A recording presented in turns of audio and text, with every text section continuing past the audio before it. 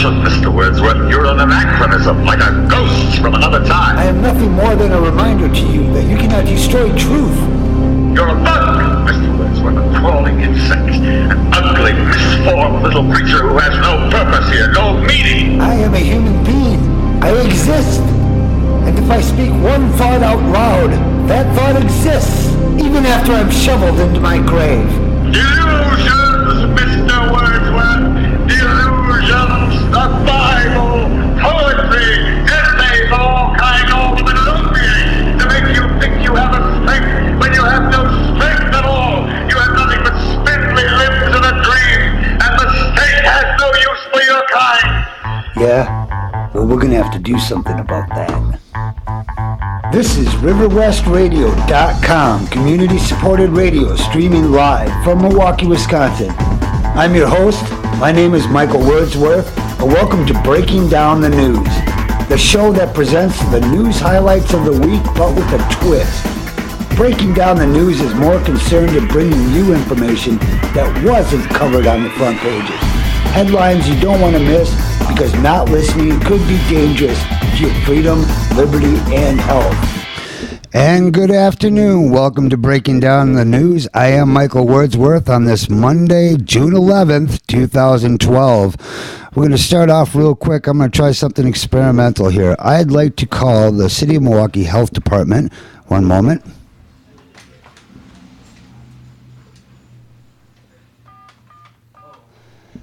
Let me see here.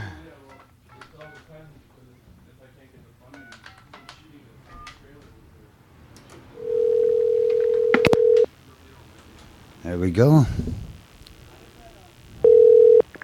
Good afternoon, City of Milwaukee Health Department. How may I help you? Hello, I apologize. This is Michael Wordsworth again from River West Radio. My call got dropped. I was trying to find somebody on the parole fluoridation issue side. Okay, I believe I sent you to the commissioner's office. Do you have a number for that? I could transfer you. It's 286-3970. Sure, one moment. And you sound very far away, so I don't know what kind of a connection you're going to get. Oh, okay. Terribly sorry. Terribly sorry. Can you hear me, or is that a problem? I can vaguely hear you. Okay, we'll do our best here. It's right, our phone system is not the greatest here.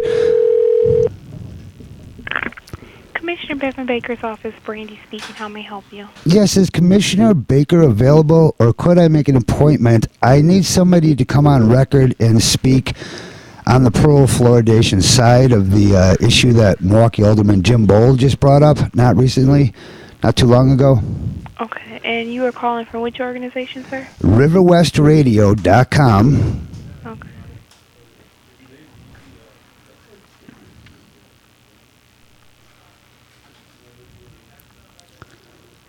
And you were looking to do an interview regarding fluoridation in the city water? Yes, I just want to find somebody that'll go on record. It was presented that the parole fluoride side had a lot of scientific evidence. They said 3,000 pieces. I just need one. Somebody that'll come forward and, say, hey, yes, here's the evidence. It's been a big debate here, and this would be really helpful. The community is very interested in this issue right now. Okay, and can you give me your first and last name, sir? Sure, Michael Wordsworth, spelled just like it sounds.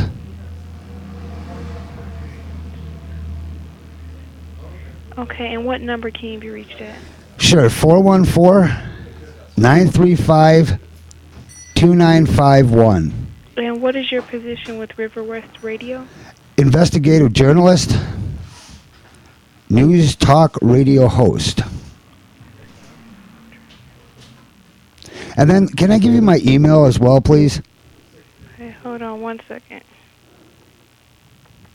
Still writing down the title. Okay, and what's your email, Michael? It's breakingdownthenews@gmail, spelled just like it sounds, breaking, BREAKING, down the news @gmail.com. All right, Michael, I do have the information. I have a number to return the call at 414-935-2951. Correct. And I have an email address as breaking, breakdownthenews@gmail.com. That'll work. Yes, thank you so much. Okay, you have this number here for if any reason. What is Commissioner Baker's number, actually? This is a number you can reach him at. He typically, I can give you my direct number. Oh, either one. His assistant. Sure, either one. Whatever's appropriate in this case. Okay, it's 414. Yes. 286. 286. 3970. 3970. Okay, I want to thank you very much. And then you made a note. I'm looking for somebody that can speak to the pro-fluoridation issue. If you want to, you also can send me an email so it'll be in your exact words if you'd like that better. Or otherwise, I can just email the information based on what we verbally talked about. Okay, great. Well, could you put down a note, too? What I'm specifically looking for is not just for somebody to come on record, but I'm looking for the scientific evidence that the Milwaukee Health Department uses to validate their position on pro-fluoridation. Okay. Actual peer-studied review, scientific literature, something. See, there's a big debate, and the people that are anti-fluoridation, they've got all the scientific evidence, and you know, I thought, you know, I better call up and I better get some evidence on our side here. Let's try and get something going. Okay. And they said, everybody said the people to call would be you guys down at the Department of Health. Okay. All right. I have gathered the information, Michael. And again, if you want to send the information to me via email, we can do that as well. Otherwise, I can just take down the information based on the conversation. I sure will. I'll follow up, definitely. Okay. Thank you for your time. All right. Thanks, Michael. You're very welcome. Good Bye. day. All right, there you have it. I don't know how interesting that was to you guys, but that's basically step one. We just called down to the Milwaukee Department of Health, and we're looking for documented evidence that supports their position. Alderman Jim Bowl said, well, you should contact the Department of Health if you truly, they're pro-fluoride. They're the ones backing the issue, so we're contacting them. I'll get back to you and find out what Commissioner Baker says. And in the meantime, we're, of course, still searching for somebody that can produce some scientific evidence so that we can challenge Dr. Paul Connett. I mean, gee, we just can't have a man roll into town, tell us that he has thousands of documented cases that prove that fluoride is damaging to our health and not counter them with one argument. So that's my job, is to find one argument. 2 would be great. 10 would be wonderful. We're looking for one scientist, one doctor, not a dentist. Dentists don't know anything about toxicology or neurology. Sorry, you guys know teeth, and we're happy you do, because when we have bad teeth, we want to come to you and, you know, hopefully not get our mouths filled with lead and mercury, but, you know, we pick our dentists wisely. And no, we're not looking for dentists. We're looking for scientists, toxicologists, neurologists, hell, an epidemiologist. I'll settle for that. I'll settle for an independent study.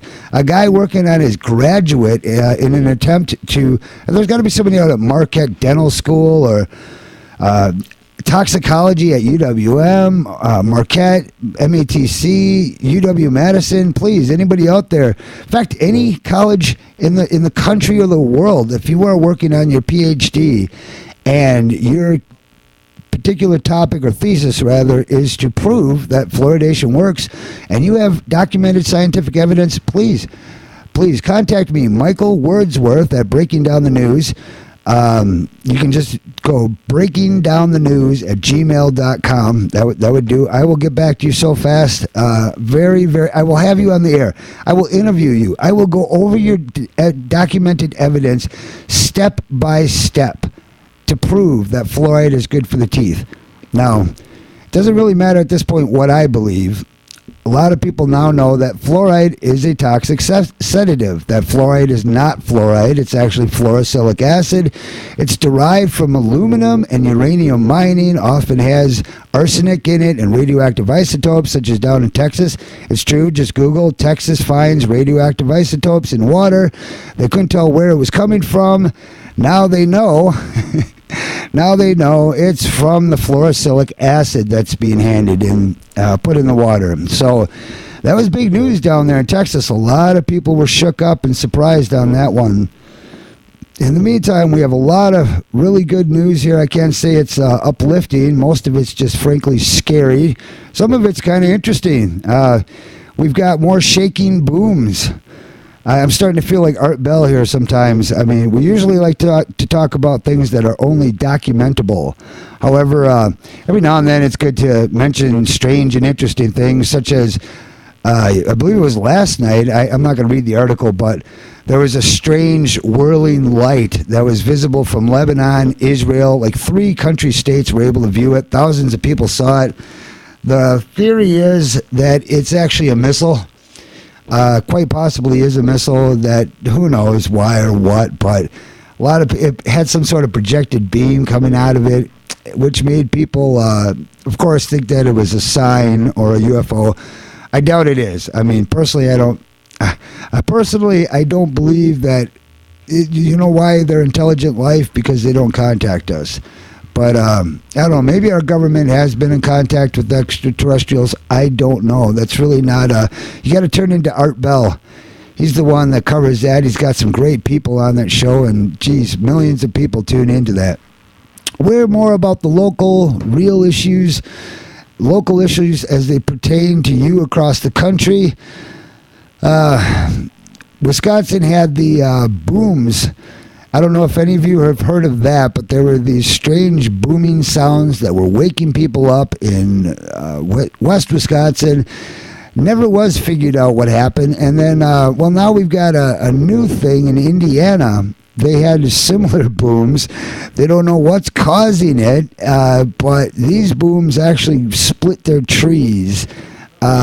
Here, I'll just read the article real quick. It was recently reported that a rather significant, concerning, and mysterious spike in radiation occurred in North Indiana, South Michigan area, causing widespread alarm throughout the nation.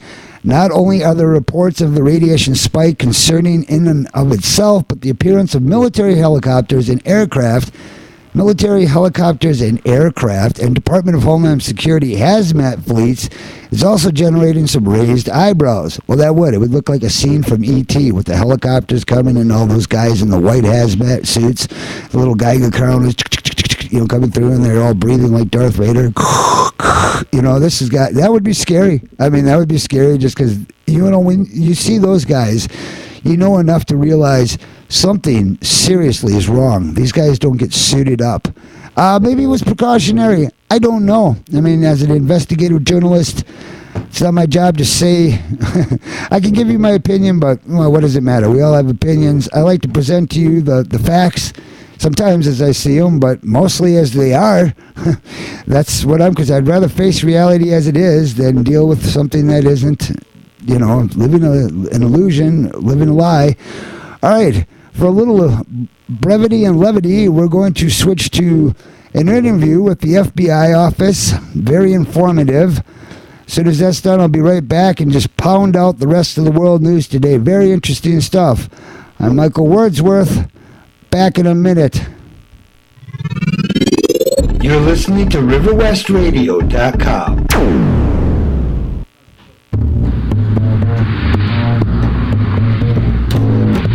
The FBI headquarters is a huge modern building in the middle of downtown. Cars and trucks drive past the front entrance on this very active street, and these doors will lead us to the elevators that will take us to the office of Deputy Director Hank Polarank. Welcome to the FBI headquarters. Can I help you? Yes, I have an appointment with Deputy Director Polarank. And your name is? Michael Wordsworth from RiverWestRadios.com, breaking down the news show. Michael who? No. The staff at the FBI was professional and courteous as they greeted me, and after a few security complications were smoothed out, I was soon able to get in to do my interview. Michael Wordsworth from Breaking Down the News. Hey, come on in, take a seat. And it was an interesting interview. How many terrorist plots has the FBI foiled in the last few years? We've been busy, very busy with ongoing investigations. It's hard to say off the top of my head. 10, maybe 12? And out of those 10 or 12 incidents, how many of those were not terrorist plots instigated by the FBI? None, actually. Not one. Well, the underwear bomber, that wasn't us. But it came to light that the underwear bomber was forced onto the plane by a well-dressed man, and he didn't go through security. That wasn't the FBI. No. Might have been Secret Service. I think they handled that one. I'd like to quote an article from the New York Times. Can I? Sure, go ahead. This is an article by David K. Shipler, published April 29, 2012, and I quote, "But all these dramas were facilitated by the FBI, whose undercover agents and informers posed as terrorists offering a dummy missile, fake C4 explosives, a disarmed suicide vest, and rudimentary training. Suspects naively played their parts until they were arrested. When an Oregon college student, Mohammed Osman Mohammed, thought of using a car bomb to attack a festive Christmas tree lighting ceremony in Portland, the FBI provided a van loaded with 55-gallon drums of inert material, harmless blasting caps, a detonator cord, and a gallon of diesel fuel to make the van smell flammable. An undercover FBI agent even did the driving, with Mr. Muhammad in the passenger seat. Yeah. To trigger the bomb, the student punched a number into a cell phone and got no boom, only a bust. What do you say to that?" What's your point? My point is it sounds like we really don't have a terrorism problem in America beyond those plots the FBI makes up itself. What? How did you get in here? Agent Smith. Be right in. What is it, sir? Hey, wait. How did you get in here? I don't believe this. He doesn't have clearance, sir. You'll have to come with me. He doesn't have clearance? How did he get past you? He snuck in here when I went to pay for the pizza delivery. I was there for a while. I wanted exact change. Okay, hey, thanks for the interview. That's all I need now. Sir, stop. Come back here. He doesn't have clearance? Thank you. Talk soon. You guys take care. Security, we have a gate jumper headed for the elevators. And whereas this interview did not yield all the answers I wanted, I did get to state my point. And as I was leaving the FBI building, I had the realization that making my point was worth the trip.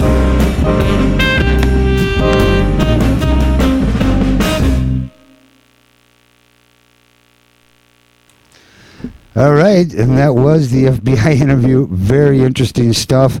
We'll be right back with more heart-pounding, heart-throbbing, mind-bending news from across the world. Syria heating up, Russia, Chinese not happy. It's always crazy. It's always been crazy. It's just 2012, and I'm delivering you just like the guy used to stand in the Roman Square. Town crier, hear ye, hear ye, here's the freaking news.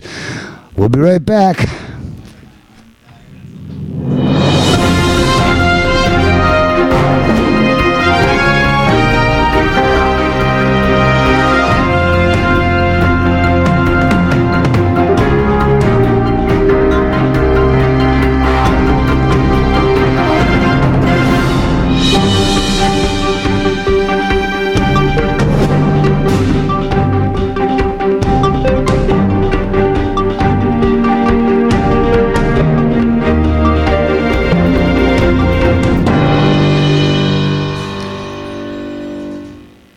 Well, this article from ABC News by Mohammed Ibrahim, hope I pronounced that correctly, sorry Mr. Ibrahim, and he's got a great headline, you can't pass it up, from ABC News. Somali terrorists, and he's got terrorists in quotes, suggesting that, terrorists offer bounty on President Obama. Here's the bounty: 10 camels for Obama, 20 chickens for Clinton. All right, I'll read this with all seriousness. Here we go. Ready? The Al-Qaeda affiliate in Somalia has mocked the new $33 million bounty on its top leaders' heads by offering its own bounty for President Obama and Secretary of State Hillary Clinton. The amount? 10 camels for Obama and 20 chickens for Clinton. Quote, anyone who helps the Mujahideen find the whereabouts of Obama and Hillary Clinton will be rewarded with 10 camels for the information leading to Obama and 10 hens and 10 cocks for Hillary. said Senior Shabab Commander Fawd Mohammed Khalaf, apology, it's not Khalif, it's Khalaf, in a statement reported on numerous websites. Earlier this week, the U.S. offered a total of $33 million through the State Department's Rewards for Justice program for information leading to the capture of 7 different Shabab leaders, including Khalaf. Well, there you have it. They offer 20 chickens for Clinton and 10 camels for Obama, and our United States government has put up $33 million of our tax money to find these insane, poor, ignorant camel herding, it's hard to say, Bedouin tribe members. That's a good way to put it. Guys right around I mean, look, anybody in all seriousness that offers 20 chickens for Clinton, they're off their rocker. I'd give 30 chickens, 40 chickens at the most, you know? I mean, that's it. I mean, but like 20, that's a little low. I mean, some people have big families. 20 chickens aren't going to go that long. I mean, once you do this, you realize you got a $33 million bounty on your head from the United States government. That can't be, no. All right. We're going to keep moving with the news.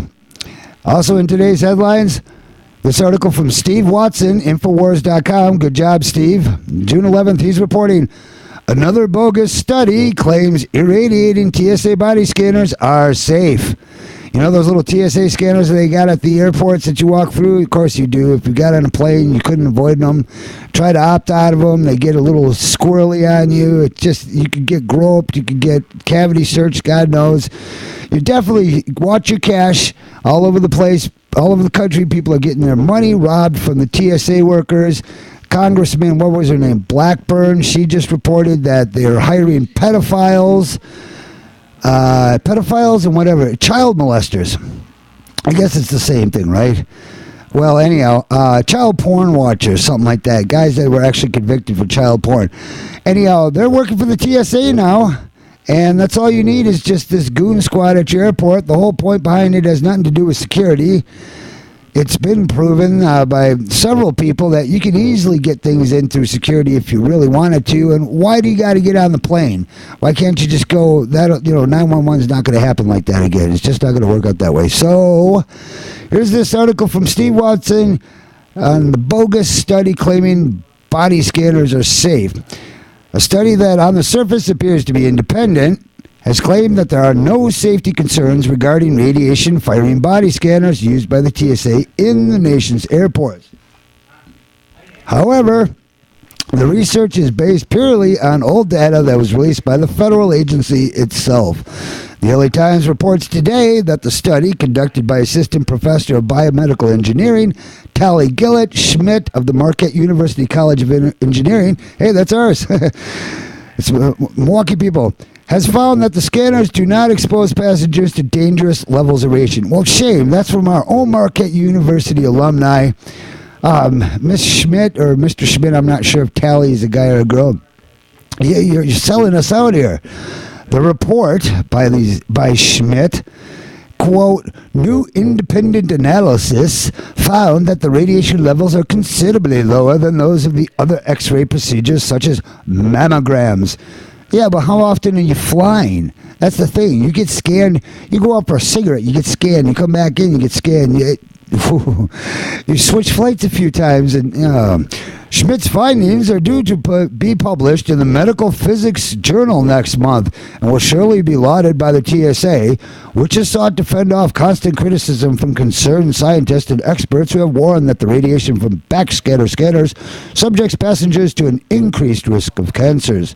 Well, hell yeah, they do. That's what everybody else says. Says that the reports I've read is that these guys don't calibrate the amount of radiation put out. I mean, that's one issue right there. They don't calibrate the safe levels. They have no idea. And these guys are working around these scanners all day long. I'll go a little bit. As the report notes, Schmidt did not test the actual machines. Well, of course not. God forbid you test the actual freaking machines, right? Instead, she based her conclusions on scanner radiation data released publicly by the TSA. You know, that's the fox guarding the hen house, if you understand that metaphor. I mean, foxes eat chickens, so you wouldn't put them in charge of the hen house. It's kind of like Monsanto recently buying up the bee research company in Illinois, because the bee research company was finding out that the colony collapse syndrome was due in large part to Roundup herbicide and pesticide. Ouch. Anyhow, our own traitorous alumni member from Marquette, she says, quote, she ran the numbers through simulation software that modeled how X-ray photons traveled through a body. Simulation, huh? How about I do a simulator with a computer program that if I drop a 2,000-pound safe on your head, no, to keep the metaphor accurate, how about a 2-ounce aluminum ball from about 20 feet? You know, okay, 2-ounce aluminum, no, that's a little too heavy to make my point. Half an ounce from 3 feet. There we go. Okay, half an ounce aluminum ball from 3 feet dropped on somebody's head. Ain't gonna kill you. No, but do that 3 times a day for the next year. Of course, I don't really expect you to do that. That was rhetorical. However, hopefully you see my point. I don't need to run a test simulation to know that eventually it's going to dent your little skull there. It's going to cause some problems. All right. I told you the news is always, it's depressing sometimes, but we got to talk about it. Airports can't even get fried anymore. I was going to mention the whole reason that those scanners are there. It's actually just a big psyop test to see how much we'll put up with. If we'll put up with it there and they can finally grope our grandmothers and steal our cash, and some of them were caught running drugs through, I believe it was LA airport. There's obviously nothing. The public does not get outraged or indignant about much anymore. They really don't. It's become unfashionable. So anyhow, we got the next report. Obama prepares airstrikes on Syria. That's a little bit more serious. It hits more at home. So let's take this quick station identification and get to Syria. Oh, it's heating up. It's a big propaganda blitz. If you're not familiar, let me familiarize you. Be right back. I'm Michael Wordsworth, RiverWestRadio.com. We are breaking down the news. You're listening to RiverWestRadio.com.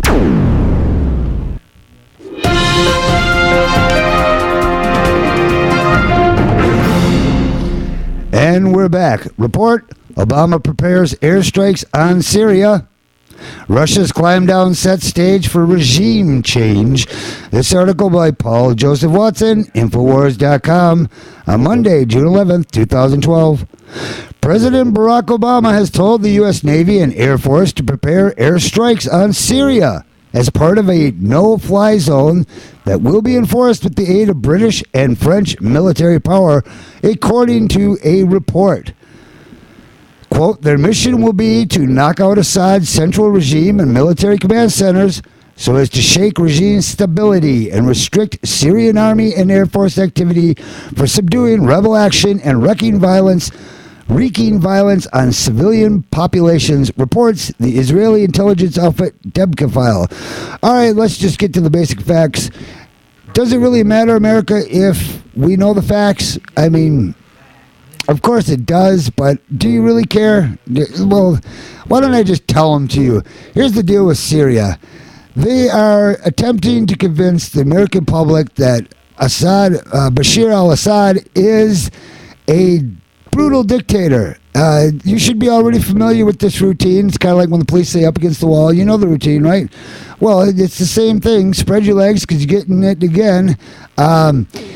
Basically, just like the Egyptian dictator had to come down, Iraq's dictator had to come down, Libya's dictator, all of these of which the European and American forces put these guys in power.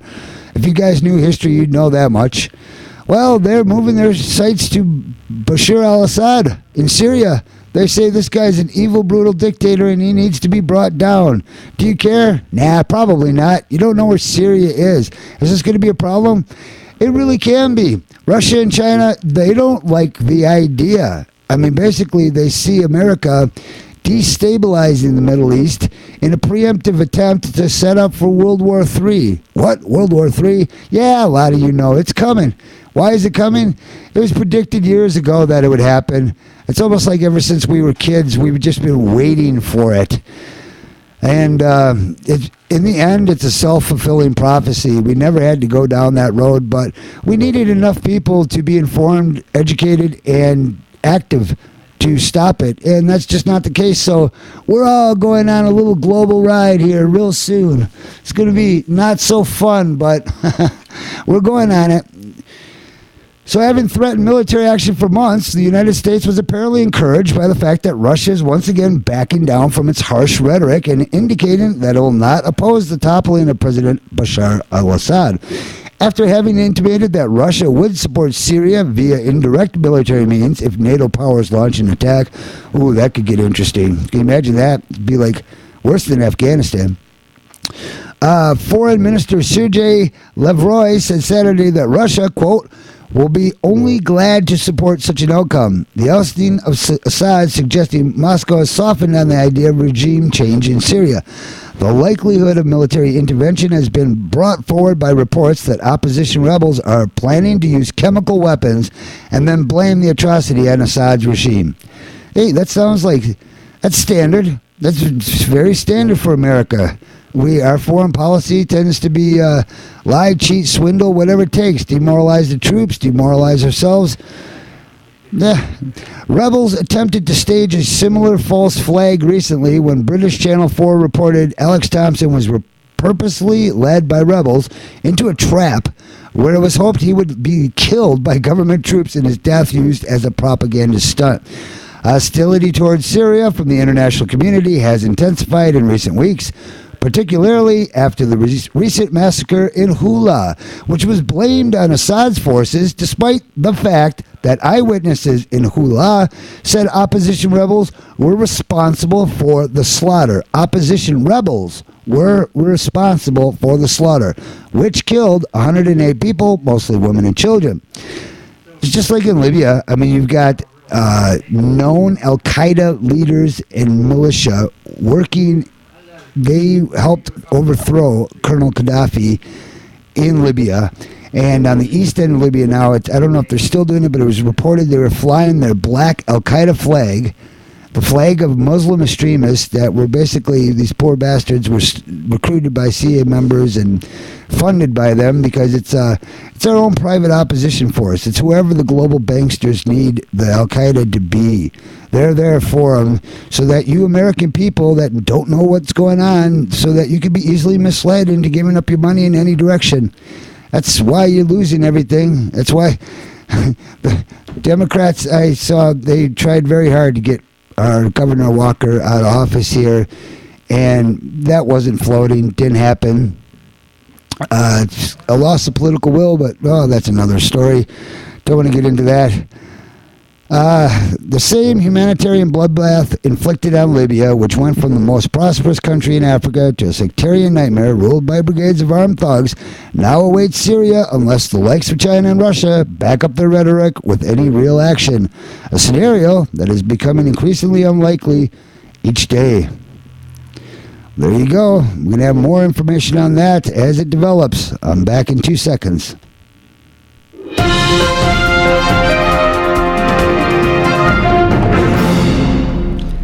Implosion of the Hula Massacre story. Is anyone paying attention? This article by Daniel McAdams from Lou Rockwell blog, Monday, June 11th. A respected mainstream publication, the Frankfurter Allgemeine Zeitung, has reported that infamous Hula Massacre in Syria, which the U.S. and NATO hoped would be the casus belli for their planned invasion, was in fact carried out by rebel forces, the ones against President Assad. Highlighted in the National Review, of all places, the FAS investigation was exhaustive and convincing. The NRO reports on the original story. According to the article's sources, the massacre occurred after rebel forces attacked 3 army-controlled roadblocks outside of Hula. The roadblocks have been set up to protect nearby Alawi majority villages from attacks by Sunni militias.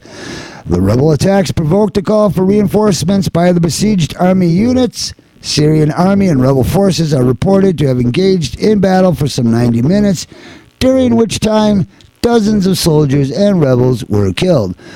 According to eyewitness accounts, the FAS report continues. The massacre occurred during this time. Those killed were almost exclusively from families belonging to Hulah's Alawi and Shia minorities. Over 90% of Hulah's population are Sunni.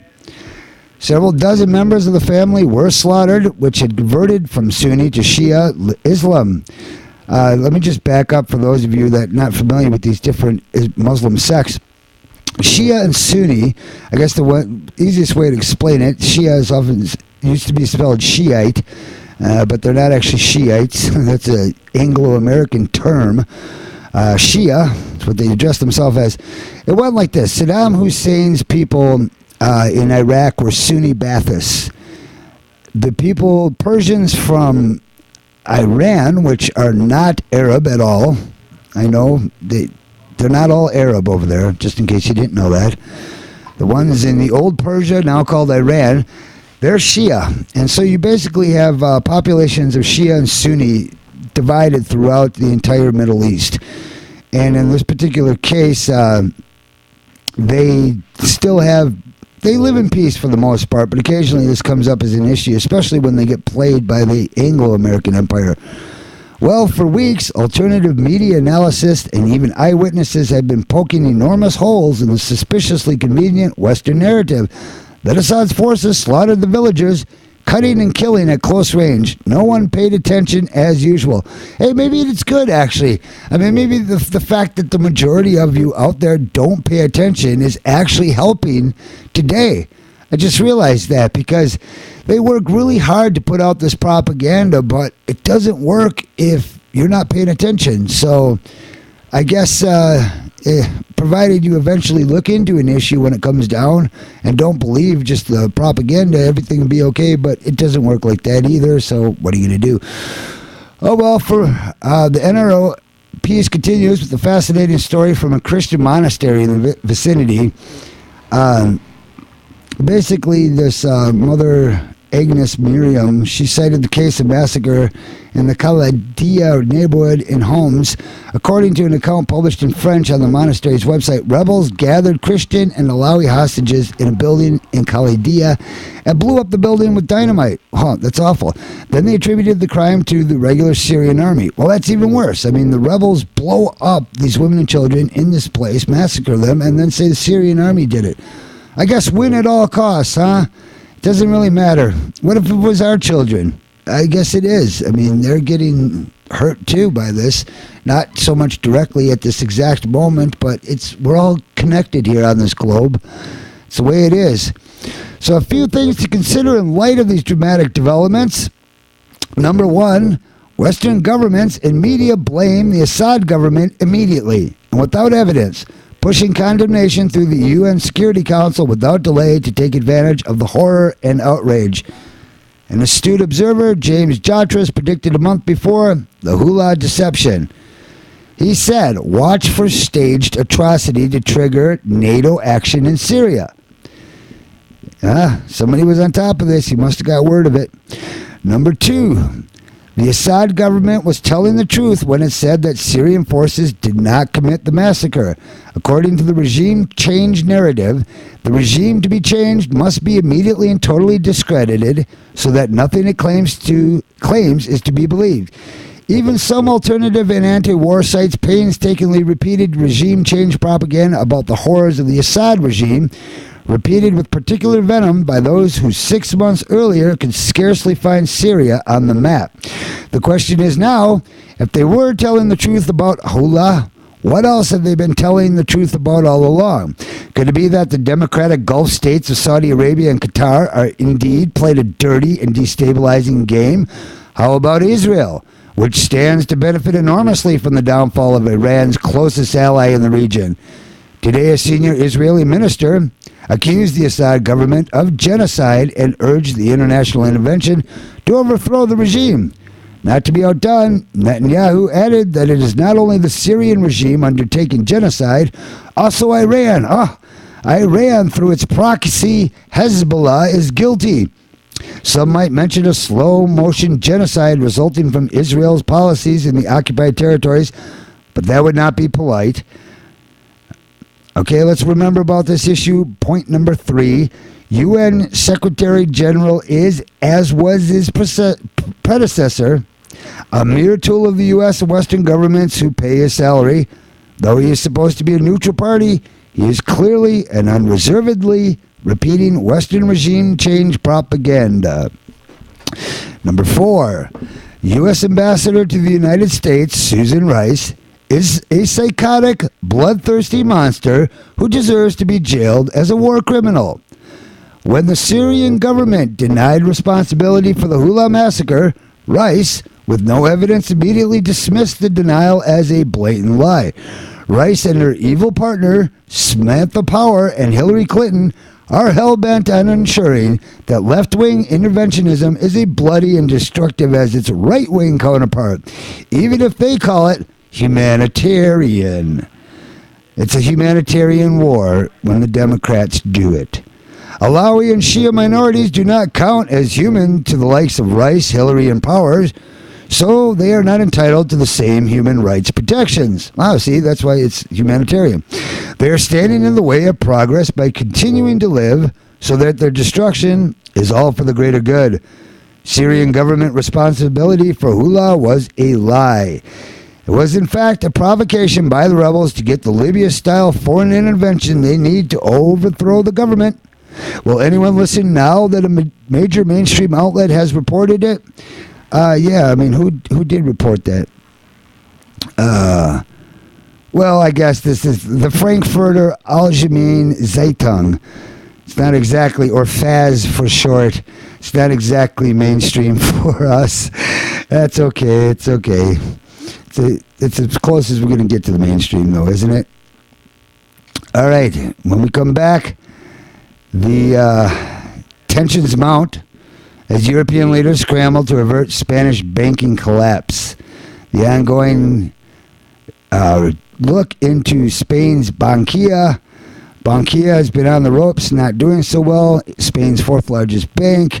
They recently revealed they were $13 billion under with toxic debt that they couldn't account for. Somehow they missed $13 billion that they owed. It's like, oh, we're doing fine. Oh, we forgot about this $13 billion. It was sitting in a box in the back room and all this paperwork. So anyhow, we're going to take a 2-second break, station identification, then we will so be back with the rest of this news.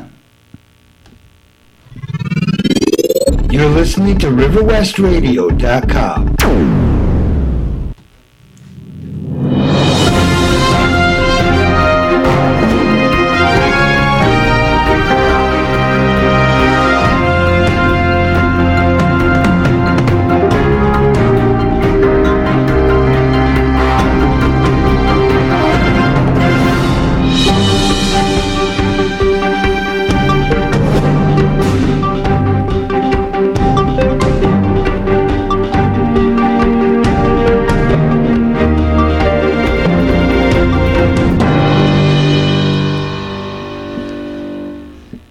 Tensions mount as European leaders scramble to avert Spanish banking collapse. This actually from the World Socialist website .org. I myself am not a socialist, but I recently heard about their news website at the World Socialist website. What is the address? WSWS.org. Again, maybe some of you are pro-socialism. I'm not. I don't want to get into that debate. I think it leads to totalitarianism and a loss of civil rights and liberties, and it's just not going to float because some of us are always going to be more lazy than others, just the way it is. But these guys have good news. I tell you, they tell you like it is. So that's why I'm reporting from their article. And I chose, out of all the articles, I chose theirs because it seemed to have more information in it than the others. So here you go. I'll break down the news so you don't have to. You just relax out there. Do your dishes, clean your house, do your homework, whatever it is you're doing. Let me worry about this and just bring it to you one word at a time. One article, one day, 3 days a week. Monday, Wednesday, Friday, 3:30 to 5, 3:30 to 6 on Fridays, actually, until further notice. By the way, the number to call in is 414-935-2951. I have a telephone answering system here. I am ready to take your call, especially if you disagree with me. If you haven't heard anything to disagree, well, just keep listening to the show. I mean, sure, I like people who agree. They're nice. I mean, but then we all end up having a nice little buddy session, and nothing really gets, done. It's no good preaching to the choir. They're already converted. So let's go as we describe tensions mounting as European leaders scramble to avert Spanish banking collapse. European leaders scrambled to avert a collapse of the Spanish banking system Thursday as Spain's debt rating was once again downgraded and its financial institutions teetered on the brink of insolvency. Fitch, the bond rating agency, slashed Spain's debt rating from A to BBB, the lowest rating that is considered investment grade. It also warned that unless Spain secured additional financing, its debt risked being downgraded to junk status.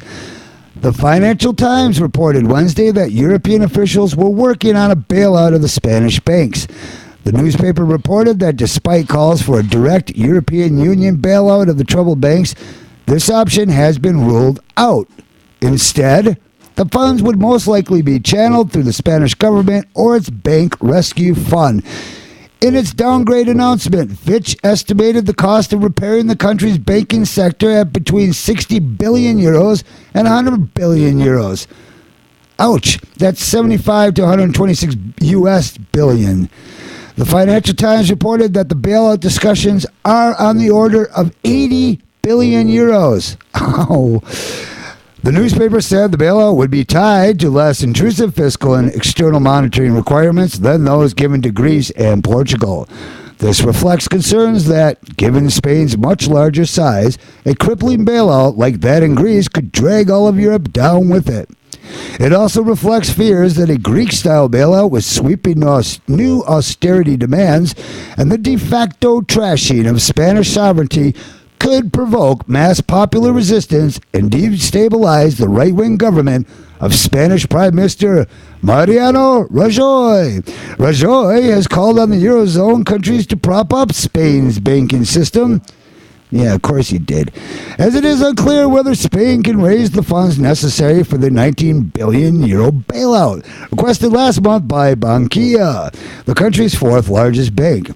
Stocks rallied Thursday on speculation that a Spanish bank bailout was being worked out, and in response to suggestions by Federal Reserve Chairman Ben Bernanke and European Central Bank President Mario Draghi, that they would seek to counter a further deterioration of economic conditions with monetary easing. You know what else is going to come? Sorry, we interrupt this regularly scheduled reading to mention that watch this summer, between June and July. If the job reports are not good, we're going to see another QE quantitative easing here in America, too. All right, back to the article. Speaking before Congress Thursday morning, Bernanke said that the Fed was prepared to take action. They're always prepared to take action, aren't they? All options are on the table.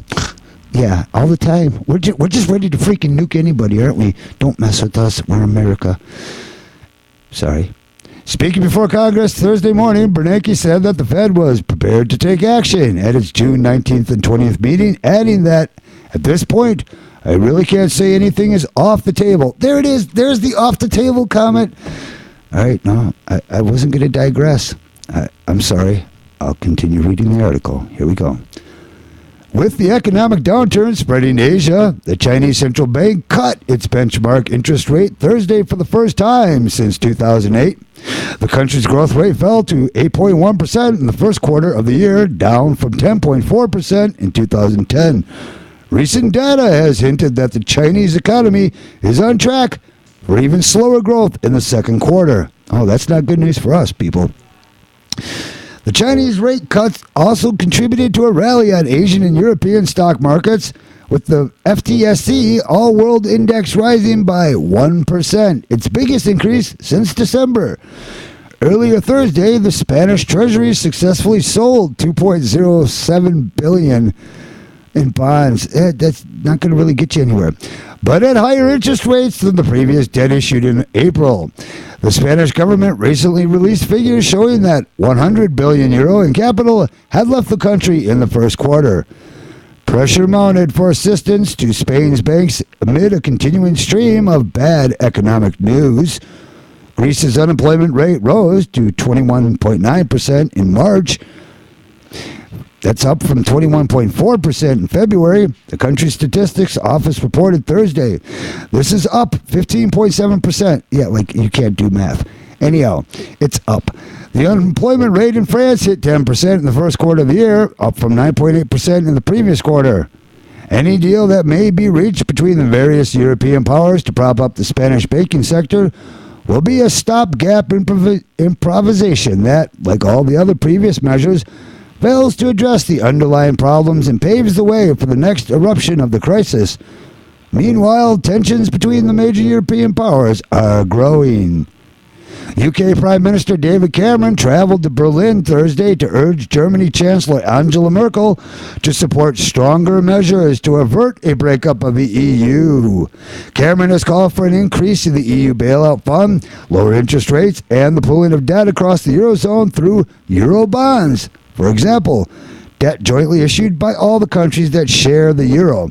Hours before the visit, Merkel signaled her intransigence on these issues, calling for fiscal integration as a prerequisite for further assistance by Germany. Fiscal integration. I got to break down that term. It's one of those euphemisms.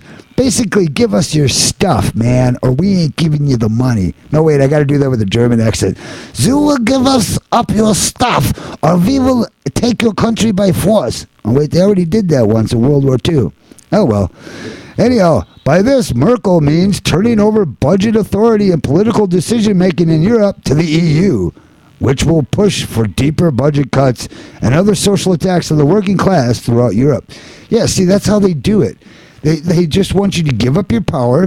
They got us into debt with their irresponsible fiscal fiascos, and then we're supposed to pay for it with higher taxes and less services. Nice. Thank you, socialism. That's okay. It's happening here, too. You don't have to be a socialist country to give up your rights. You can do it in America. That's right. Slowly, you can give up your rights. You don't need them anymore. You need to give up security for liberty. You don't know what liberty is anyhow, so why not give it up? That's right. You could have TSA agents crawling up your butt on every street corner and every shopping mall across America, and that'd be just great, wouldn't it?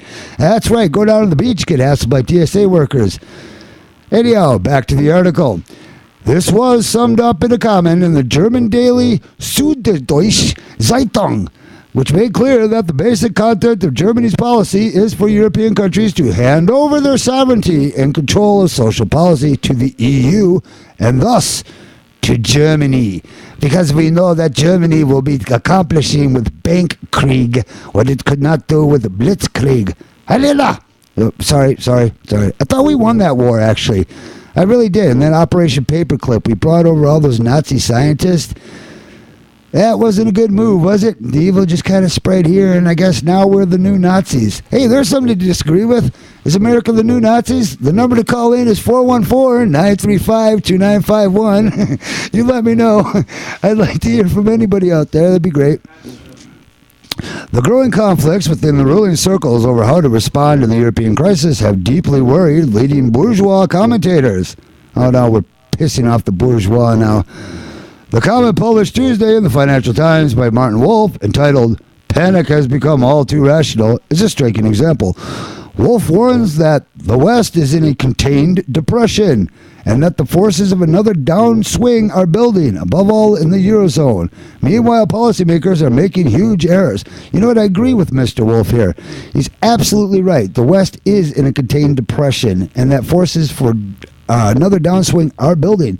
He's absolutely right. But if you notice what the article was saying, Germany wants the EU to get power from the local nation states and then give it to Germany. So Germany wins. I mean, actually, I love the German people, the country of Germany. I mean, despite those little war things and the rise of Adolf Hitler, my family are of German descent. I mean, they're a great, hardworking, decent people. They're just easily blinded by a good orator. Maybe I could influence. I don't know. I mean, they like to hear a good speaker. That's how Adolf Hitler rose to power. It was crazy. Just check it out on the Hitler channel, or the History channel. That's right. Pointing to the failure of Austria's Kreisstaaten Bank in 1931, which prompted the dissolution of global monetary system, Wolf wrote, "The fear must now be that a wave of banking and sovereign failures might cause a similar meltdown inside the Eurozone." Well, that would be terrible. The closest thing the world now has to the old gold standard. He adds, if those with good credit refuse to support those under pressure, when the latter cannot save themselves, the system will surely perish. Wolf expresses the perplexity and near paralysis of a global ruling class that does not see any way out of the greatest crisis of capitalism since the Great Depression. They are divided amongst themselves as to who will foot the bill for preserving the euro. And there are factions that are directly weighing the benefits of a breakup of the eurozone. Despite these growing tensions, the ruling classes of Europe and America are united in their determination to make the working class pay for the crisis. Yay! Isn't that great? We're going to pay for this. We pay for everything, don't we? I mean, don't the rich have money? Yes, I forgot. They got it because we paid them. Okay, I'm going to be back in a moment. What am I covering next? Here they come. Oh, yeah, Spain moves right on over to Ireland. I know. They're all interconnected. Ireland was doing great. They didn't want to be a part of the euro. They didn't want to be a part of the EU. That was like 2 years ago, if I'm not mistaken. And the EU came in, assessed the Irish economy, and said, no, you guys are doing great. You can totally be a part of this. You'll get a lot of benefits. It'll be wonderful. You'll make more jobs, more money. Ireland said, I don't know, let's have a referendum and vote on this. And they said, no, a referendum's not necessary. They went ahead and held one anyhow. It wasn't official, so it didn't count. I don't know what's the point of a referendum. So Ireland joined the EU, and what happened? Boom! Oh, that's it. It's over. You guys are insolvent. Your country's bankrupt. We got to take your assets. And the Irish are like, what? Yeah, that's right. And it's gone. Your money's out of here. You have no solvency. So Ireland's on the ropes, too. They've been on the ropes. Somehow, maybe it's the beer that gets it through. I don't know. God bless those people. God bless the people in Spain, too. I mean, they're already in a state that our country's going to be in before too long. Another 6 months, another year. It's hard to say, but we'll be in very similar, we don't know the word yet, austerity measures. Do you know what austerity measures are? It means pensions are not given to you until you're 5 years older than the original retirement age. School funding cut. No more college funding. Taxes raised. Services raised. Fees raised. Hidden taxes, fees, and inflation all around, rising costs of prices. That's austerity. I'm Michael Wordsworth. We're back in a moment.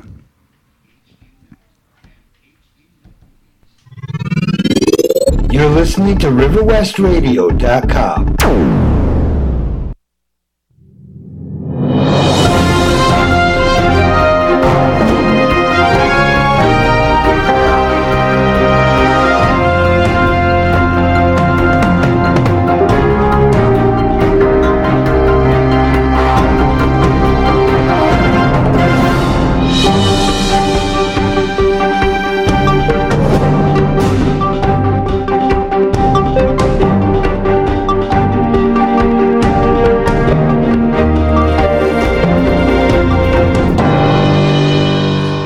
Here they come. Ireland demands renegotiation of its bailout terms to match Spain. This report from Zero Hedge, Sunday, June 10th, 2012. Well, that didn't take long. The ink on the Spanish bailout is not yet drying. Well, technically there is no ink because none of the actual details of the Spanish banking system rescue are even remotely known, and likely won't be, because when it comes down to answering where the money comes from, there simply is no answer. And we already have an answer to one of our questions. Recall that mere hours ago we asked, We also wonder how will Ireland feel knowing that it has to suffer under back-breaking austerity in exchange for troika generosity while Spain gets away scot-free. We now know from the AFP, quote, Ireland wants to renegotiate its rescue plan to benefit from the same treatment as Spain, which looks to set to win a bailout for its banks without any broader economic reforms in return, European sources said on Saturday. And with Ireland on the renegotiation train, next comes Greece. Only with Greece, the wheels for a bailout overhaul are already in motion and are called a vote of Syriza on June 17th. And remember how everyone was threatening the Greeks with the 10th circle of hell if they didn't dare renegotiate the memorandum? Well, Spain just showed that a condition-free bailout is an option, which means the Syriza, I'm sorry, I think it's Syriza, S-Y-R-I-Z-A, I should know that, Syria. Which means the Syriza will get the votes it needs, and then some with promises of a consequence-free bailout renegotiation. In other words, Syriza's C+. Another word, I tell you. Should send a bottle of the finest champagne to De Guindos. He just won him the election. But back to Ireland from the AFP. Quote, Ireland raised two issues. One is the need to ensure parity of the deal with Spain retroactively on its bailout from the SES. One European government source told AFP, referring to the Temporary Rescue Fund, the European Financial Stability Facility. Another European government source confirmed the information. Ireland secured an €85 billion rescue deal from the European Union and the International Monetary Fund in November 2010, but only after agreeing to draconian austerity measures. Unlike Ireland, Spain's economy minister said a deal on financing for the country's troubled banks would not impose any conditions on the wider economy. Dublin plans to raise the issue during the next meeting of Eurozone finance ministers to be held June 21st, said the sources. Eurozone finance ministers said Saturday they were willing to give Spain up to €100 billion to help its troubled banks, which are suffering due to their massive exposure to the alien property sector. Congratulations, Germany. You have now opened the Pandora's box of infinite moral hazard. Bailout renegotiations and unconditional rescues. Anything less than pari passu bailout to Spain's, which the economy minister touted as having no political strings attached, will incite a revolution. Oh, and this just in, the the IMF, the International Monetary Fund, has just been made obsolete. That's all right. I'm obsolete. You're obsolete. Yeah, they should get used to it. It's not too bad being obsolete. It's a nice day out there. Feeling pretty good in my insignificance. All right, rock on. Be back in a minute. Breaking down the news, riverwestradio.com. I'm Michael Wordsworth. Call me at 414-935-2951.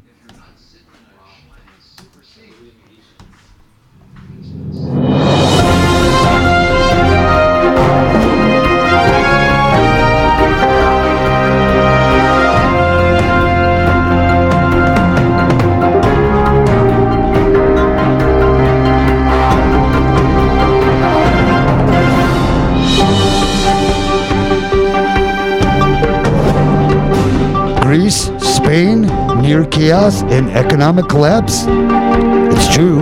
Let's look into that issue.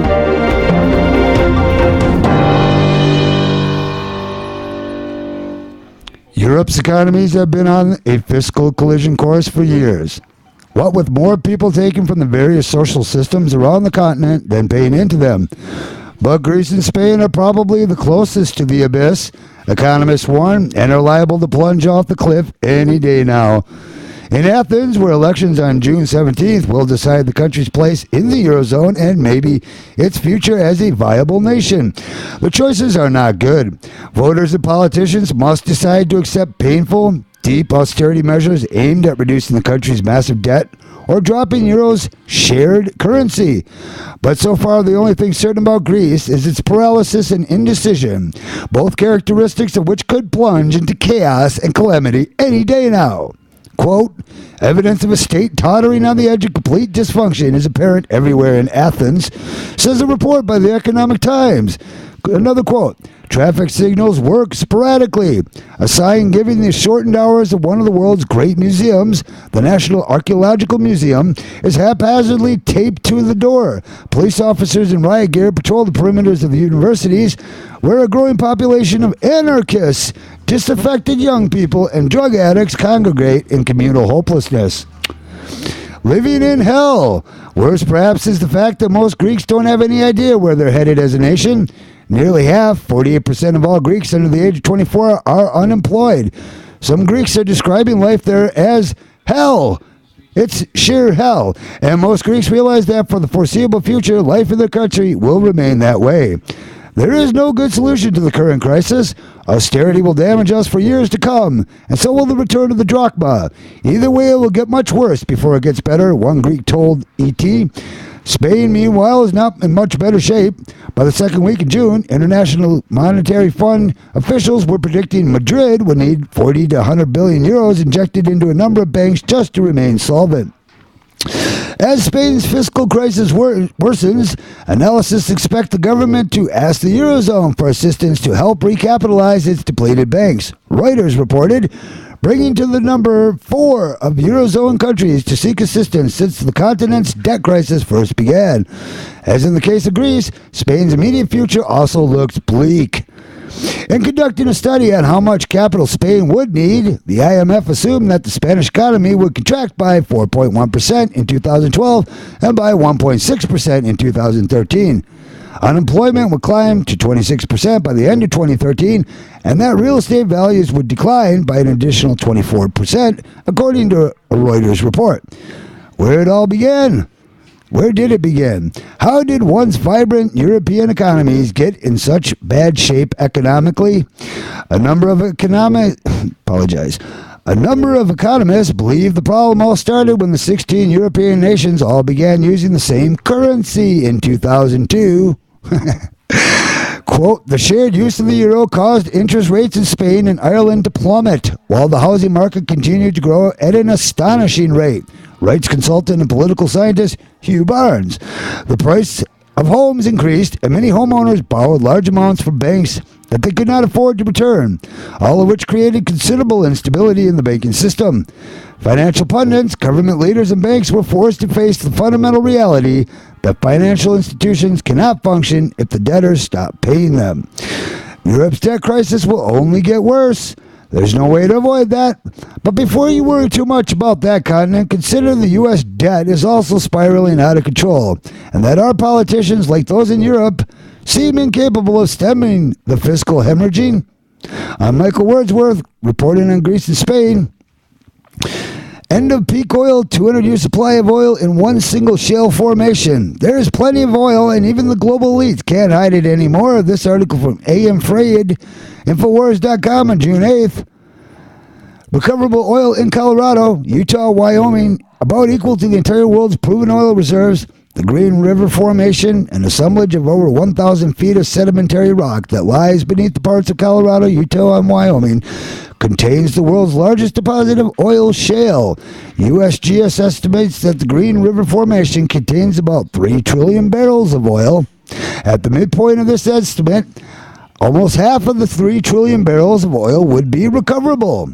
This is an amount about equal to the entire world's proven oil reserves. This according to CNS on May 11, 2012. About 6 months ago, the writer was watching a news program on oil, and one of the Forbes brothers was the guest. The host said to Forbes, quote, I'm going to ask you a direct question, and I would like a direct answer. How much oil does the U.S. have in the ground? Forbes did not miss a beat. He said, more than half all the Middle East put together. Anyhow, carbon currency is not a new idea, but has deep roots in technocracy. The principal scientist behind technocracy was M. King Hubert, a young geoscientist who would later, in 1948 through 1956, invent the now famous peak oil theory, also known as the Hubert peak theory. Hubert stated that the discovery of new energy reserves and the production would be outstripped by usage, thereby eventually causing economic and social havoc. Voice of Resistance on May 12, 2012. British-based explorer Tu Lao Oil plc says it discovered oil off the shore of Ivory Coast. The announcement Thursday comes a year and a half after the company began pumping crude from an offshore field in neighboring Ghana worth billions of dollars. Exploration Director Agnes McCrass called the finding encouraging and said the company looks forward to future drilling, according to the Washington Post. Peak oil nonsense has been promoted for a past half-century in the mainstream media and even in the parts of the alternative media. Now a huge discovery may finally put this elite propaganda to rest. There are varying interpretations of how recoverable the oil is, currently anyway, but the best possibility would be to open up the site to commercial exploitation and find out. Since it's apparently federal land, we won't hold our collective breath, though. This huge discovery is only one of many. Of late, there have been significant finds both in the U.S. and abroad, offshore as well, even around the Ivory Coast. Many of these finds are only lightly reported by the mainstream media that seems to determine to ensure that people continue to think the world is running out of oil. Peak oil and scarcity means, in general, people are used to controlling people. Marketed by the global elites, they are intended to frighten the people into giving up their power to the so-called New World Order. Fortunately, thanks to the internet, the whole green claptrap has gradually been exposed for what it is. Propaganda designed to benefit the elites to seek world government. The idea is to control people monetarily via central banking, militarily via the war on terror, and in almost every other way via environmental propaganda. The thought is that if oil is accepted as scarce, or its outputs such as carbon are accepted as poisonous, then people's lives could be constrained and appropriately organized.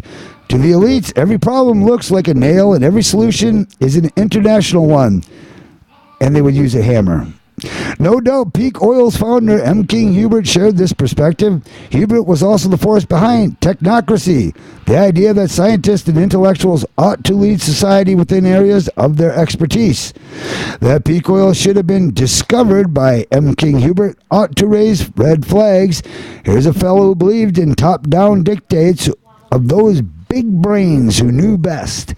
This follows along the lines of the ancient, including Plato, who believed in the rule of philosopher kings. This is Hubert's pedigree. He not only believed in the rule by philosophers kings, he also created a crisis that would bring these kings to the forefront. That crisis was to be peak oil. Whenever one of these articles is written, peak oilers gather like metaphorical flies to point out what peak oil actually means and what it doesn't. So here's a definition from Wikipedia. Peak oil is the point in time when the maximum rate of petroleum extraction is reached, after which the rate of production is expected to enter terminal decline. Peak oil within the context that Hubert wanted it used does not mean that the world is in danger of imminent scarcity, only that no more oil can be extracted than has already been generated, that the world has reached peak production. This is a fairly ridiculous perspective from an economic point of view. Legitimate economics shows us clearly that left alone, human beings in the modern era will almost always find some alternative to whatever it is they're running out of. Only when the people are preventing from doing so will they fail to generate what is necessary. People, in fact, have a firm reluctance to sit at home starving in the dark. Thomas Malthus, who wrote in 1700s and 1800s, found this out when he predicted that based on various indices, the British population would soon run out of food. Oh, that's a great one. I love that one. And yet the British did not. Faced with the possibility of starving, the British did what normal, resourceful people do. They planted more food. In fact, as one of the Forbes brother pointed out recently, the U.S. itself is nowhere near running out of oil, or at least out of energy. Shale oil, oil and natural gas have all provided the lower 48 in Canada with more energy than the Middle East. Of course, since oil is made of fossil fuels, it is an expendable resource. Not so fast. In his video of the origin of oil, Leroy Fletcher Prouty Jr., a colonel within the United States Air Force, provides us the evolution of the phrase. Colonel Prouty, who is deceased now, was a serious man who wrote 2 books. One, The Secret Team, and JFK, the CIA Vietnam, and the plot to assassinate John F. Kennedy. He was also consultant to Oliver Stone on the JFK movie. What Prouty tells us was that the fossil fuel was developed in the late 1800s by John D. Rockefeller's top man to make sure people believed oil was scarce. They were provided their insights by a European conference in the late 1800s that showed life had a similar chemical composition to oil. Thus, they decided oil had specific biological antecedents. You see, believe Prouty, and even the nomenclature regarding oil is suspect. And there are even those who, an increasing number of them, believe that oil is abiotic. Abiotic, that's right, the product of geological processes, which would explain why oil wells continue to fill back up. Oil is made of hydrocarbons that have supposedly been found off-world as well. On a moon of Jupiter where no dinosaurs ever died, not a single one, there's been no dinosaurs ever on the moon of Jupiter. I just wanted to clarify that. And there are plenty of oil substitutes waiting in the wings should oil indeed prove scarce. Not that it seems so. Coal fusion is just one of many such that seems increasingly feasible. There is plenty of oil in the world, probably trillions and trillions of barrels, some of it offshore, some of it hidden away in places where various governments, including the U.S. government, won't let people drill. So here's an alternative definition of so-called black gold. Oil, a commodity defined by subterfuge and falsely promoted by the elites as scarce via the opinions of an authoritarian scientist with a zen to run the world under technocratic philosopher kings. You may believe in peak oil, but increasingly in this internet area, it's a stretch. I'm Michael Wordsworth. We're pulling up to the top of the hour. It's 4:51. When I come back, we're going to... Here we go. I'll just keep reading. We're running low on time. Anyhow, it's 4:51. First Energy says it's fixing a leak at the Ohio nuclear plant. This is from Bloomberg Business Week. It's about one of our nuclear plants in Ohio. First Energy Corporation is repairing a leak discovered June 6 as it restarted Davis Best Nuclear Station in Ohio following a refueling outage, a company spokeswoman said. First Energy can't say for competitive reasons when it expects to complete the repair to the reactor's cooling system or when the 913-megawatt unit will come online. Jennifer Young, a spokeswoman for the Akron, Ohio-based company, said in a telephone interview today. The amount of radioactive water that sprayed through the pinhole-sized leak was relatively small, and no radiation was discharged from the plant, Young said. I'm Michael Wordsworth. Back in 1 second.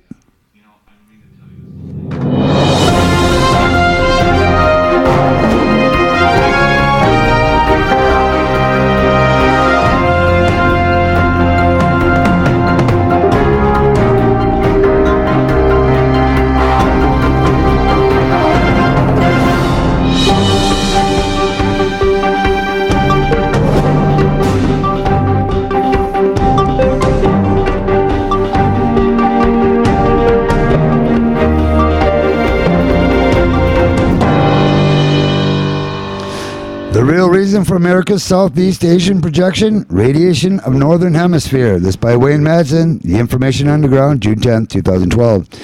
WMR's Asian intelligence sources reported another, more ominous, aspect of the decision of Secretary of Defense Leon Panetta to move 60% of U.S. naval forces into the Pacific region.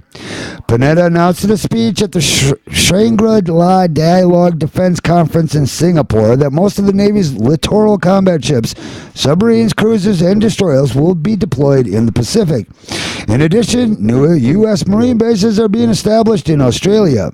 Panetta, according to our sources, has also been negotiating with the leaders of Singapore, India, the Philippines, Vietnam, Malaysia, Cambodia, and Thailand the establishment of new U.S. military bases or the reopening of former bases from the Cold War era.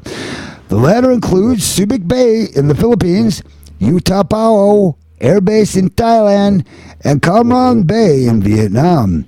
The United States has planned to build new bases in Darwin, Perth, the Cocos Islands, and in Cambodia.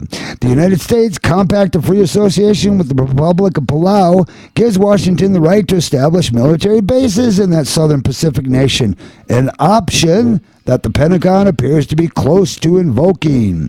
WMR has learned that the continued high radiation affecting the northern hemisphere as a result of life-threatening radiation continued to be dispersed into the atmosphere from the meltdown of reactor number 4 Fukushima Daiichi nuclear plant in Japan. The Pentagon wants to preserve most of its military forces and to ensure the protection for American elites who have plans to move to the southern hemisphere, particularly the Southeast Asian region, to escape the effects of the radiation circulating around the northern climes. Currently under wraps are plans to shift the bulk of the U.S. Air Force to southern portion of Asia-Pacific region. Now that Myanmar is open to the west, the United States is also eyeing new bases in that country, particularly in a country that I personally cannot pronounce, but it has a lot of letters of our alphabet. The new capital city is said to be relatively safe from the northern hemisphere radiation. On January 2nd, 2006, WM reported Southeast Asian intelligence sources report that Burma's recent abrupt decision to move its capital from Rangoon to remote Pyongyang, 200 miles north, is a result of Chinese intelligence warnings to its Burmese allies about the effects of radiation resulting from a U.S. conventional or tactical nuclear attack on Iranian nuclear facilities. There is concern that a series of attacks on Iranian nuclear installations will create a Chernobyl-like radioactive cloud that will be caught up in a monsoon weather in the Indian Ocean. Low-lying Rangoon lies in the path of the monsoon rains that would continue to carry radioactive fallout from Iran over South and Southeast Asia between May and October. Coastal Indian Oceans like Rangoon, Dhaka, Calcutta, Mumbai, Chennai, and Colombo will be affected by the radioactive fallout more than higher elevation cities since humidity intensifies the effects of the fallout. Thousands of government workers were given only 2 days notice to pack up and leave Rangoon for the higher and drier mountains of Pyongyang. New housing plan for some of the U.S. military bases said to be rotating military personnel will be sufficient to accommodate America's political, financial, and military leadership. No less affected by the radiation from Fukushima, Canada also announced plans to shift a large portion of its naval, air, and ground forces to the Southeast Asia region, with Singapore being the hub for the Canadian military. Canadian Defence Minister Peter MacKay turned a potential site for the Canadian military during his visit to Singapore to attend the Sri Lanka meeting. Although there is tension between the United States and China, our sources have indicated that confronting China's growing military presence in the region is merely a cover story designed to mask the abandonment of the Northern Hemisphere by the Pentagon. In fact, Chinese defense officials participated in the Shangri-La dialogue. WMR has learned the recent agreement between the U.S. National Aeronautics and Space Administration, known as NASA, and Thailand to establish an atmospheric testing facility at Utapao Airport in Rayong as part of Pentagon's evacuation plans. NASA is being used as a civilian cover-up by the Pentagon. NASA's SEAC-4RS program, or Southeast Asia Composition Cloud Climate Coupling Regional Study, will use aircraft to sample air samples over Southeast Asia for radiation levels from weather patterns that could bring radioactive particles from the northern to southern hemisphere. And this is, we're at the top of the hour. We got to let things go. We got Green Neighborhood coming on up here. It's a great show. I am Michael Wordsworth. We are so totally out of here. I will be back Wednesday at 3:30. Peace out, everyone.